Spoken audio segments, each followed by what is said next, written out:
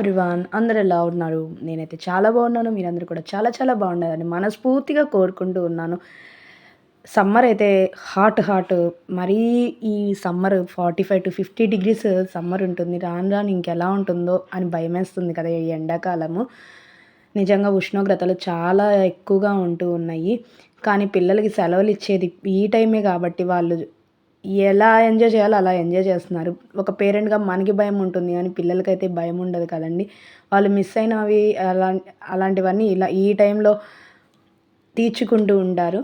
ఇవాళ మధ్యాహ్నం నిద్రపోయి లేచేసరికి బయట గోలగా ఉంది. ఏంటా అని చూస్తే వీళ్ళందరూ హోలీ జరుపుకుంటున్నారు. ఎండాకాలంలో హోలీ జరుపుకోవడం, ఈ పిల్లలు ఏం ఆటలు ఆడుతున్నారో కూడా అర్థం కావడం లేదు. సరే నేను కూడా ఎళ్లి కాసేపు అలా చూస్తా ఉన్నాను. కానీ ఆ తర్వాత ఉండే సీన్ వాళ్ళకి అర్థం కావడం లేదనమాట. పిల్లలు చక్కగా అన్నీ రెడీ చేసుకున్నారు. మేకే హోలీ పండగేమో ఇవాళ అన్నట్టు అనిపించింది నాకు చూస్తే. చక్కగా వాటర్ క్యాన్ చూస్తున్నారు కదా! అక్కడ క్యాన్ ఎలా పెట్టుకున్నారో, క్యాన్ నిండా వాటర్ వాళ్ళకి కావాల్సినయి అన్ని కలర్స్ తెచ్చుకొని ఉంచారు. చిన్నప్పుడు ఆటలన్నీ చాలా బావుంటాయి. కానీ ఈ ఎండాకాలంలో ఇలా ఆడుకుంటు మటుకు కొంచెం కోపమొచ్చినా గూడా కానీ ఆ ఆటలనేవి ఎంత ఎక్కువ ఆడుకుంటుంటే వ్యాయామం అవుతున్నట్టు అనిపిస్తూ ఉంటుంది గదా! నాకు గూడా చాలా సరదాగా అనిపిచ్చింది. కానీ పెద్దవాళ్ళమయ్యాక ఆడని ఆటలు చిన్న వయసులోనే ఆడుకోగలం గదా! పెద్దయ్యాక ఆ ఆటలు గూడా ఆడుకోలేము.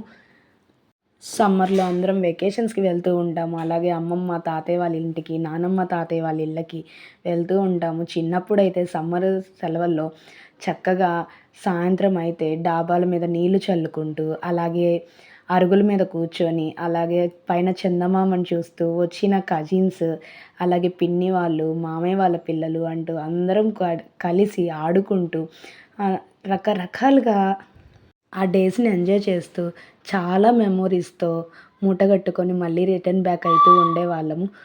ఆ రోజులన్నీ గుర్తొస్తుంటే ఎంత హాయిగా అనిపిస్తుందో. కానీ ఈ రోజుల్లో కొంతమందికే ఆ అదృష్టం ఉందేమో అని అనుకోవాలనమాట. ఆ రోజు అనుభవించిన రోజులైతే ఈ రోజు పిల్లలది దాకా వెళ్ళడం లేదు.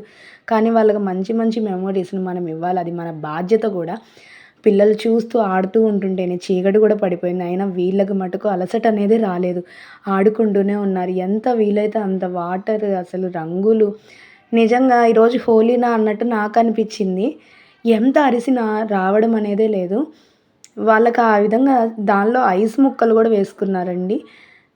ఎంత చక్కగా ఆడుకున్నారంటే అంత చక్కగా ఆడుకున్నారు. పిల్లలందరూ కలిసి ఆడుకుంటుంటే చూడ్డానికి భలేగా అనిపిచ్చింది. కానీ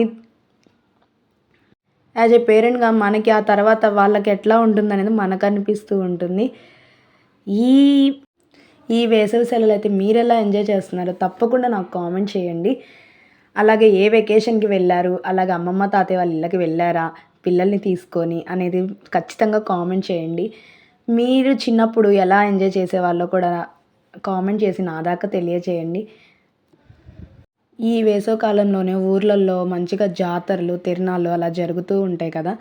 చిన్నప్పటి నుంచైతే నాకైతే చాలా మెమోరీస్ ఉన్నాయి. ఆ సెలవులకి పెద్దమ్మ వాళ్ళ ఇంటికి వెళ్ళడము, అక్కడ అందరూ కజిన్స్‌తో ఆడుకోవడము, ఆ మెమోరీస్ అయితే చాలా ఉన్నవి.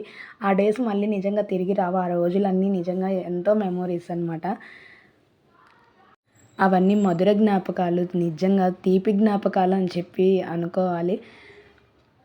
ఇవాళ రోజుల్లో అందరివి బిజీ లైఫ్స్ అయిపోతున్నవి. ఒక వారము, లేకపోతే ఒక 10 రోజులు స్పెండ్ చేయడమే ఎక్కువ అనే రోజుల్లో అయిపోయినది. పిల్లలు ఫంక్షన్‌లకి అలా వెళ్ళినప్పుడు వాళ్ళని ఏమని పిలవాలో కూడా పెద్దమ్మ అనాలా, పిన్ని అనాలా, వదిన అనాలా, అన్న అనాలా అవి కూడా తెలియడం లేదు ఇవాళ రోజుల్లో. అంటే అంతలా మనము మన రిలేటివ్స్‌తో మింగిల్ అవుతున్నామని చెప్పి అక్కడే భావించవచ్చు. ఎంతైనా పిల్లలు వాళ్ళ ఉల్లాసము, ఉత్సాహంగా ఆడుకొని మనమే ఎంకరేజ్ చేస్తూ ఉండాలి. అలాగే మన నైతిక విలువల్ని, సాంప్రదాయాలను అన్నిటిని వాళ్ళకి తెలియచేయాలనేది నా భావన అనమాట. దీన్ని మీరు ఎంతవరకు అంగీకరిస్తారు?